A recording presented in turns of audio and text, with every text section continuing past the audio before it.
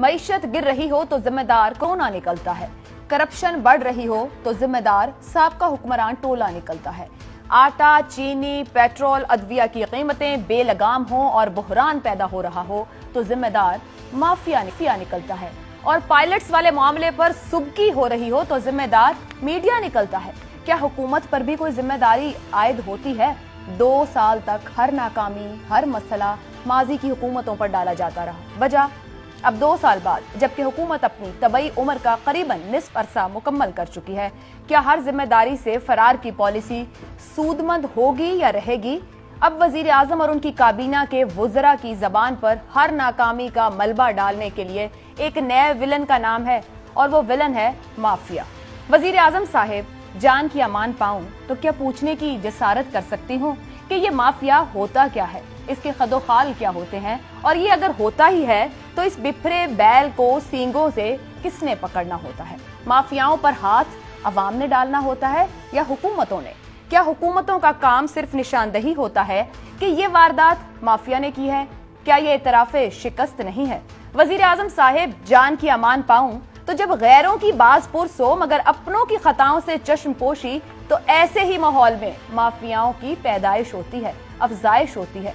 वजीर आजम साहिब, जिन माफियाओं का आप जिक्र करते हैं वो माजी में ऐसे ही माहौल में पैदा हुए जब कानून पसंद या नापसंद के ताबे था, और गुज़िश्ता रोज लाहौर में आपकी गुफ्तगू से अवाम तासुर क्या ले।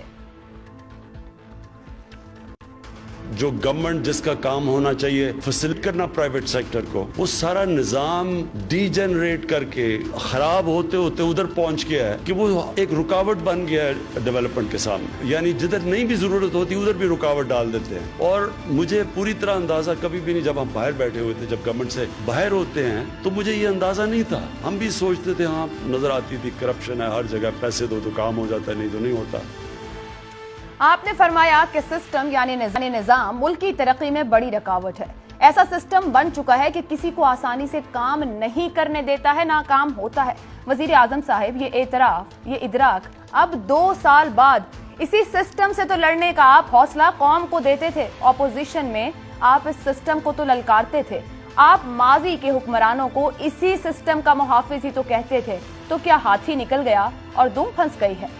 आपने जिन हुक्मरानों को निकाल बाहर किया, क्या वो सिर्फ जिस्म थे, रूह या सिस्टम अब तक ऐवानों में है?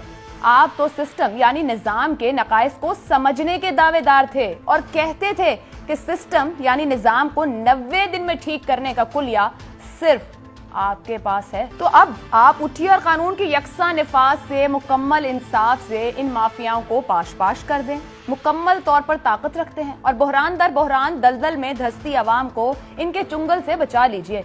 एक के बाद दूसरे मसले में फंसती आवाम को, जिसका हाल नियाजी ने कुछ यूं बयान किया था कि एक और दरिया का सामना था मुनीर मुझको, मैं एक दरिया के पार उतरा तो मैंने देखना यह है कि आज हमारे प्रोग्राम में मौजूद मेहमान क्या तज्जिया करते हैं कि 2 साल बाद वजीर आजम तो ये बात तस्लीम कर रहे हैं कि इस मुल्क में माफिया है, निजाम रुकावट है, करप्शन मौजूद है। वो पंजाब में बैठ के पंजाब के अजला से मुतालिक कह रहे हैं।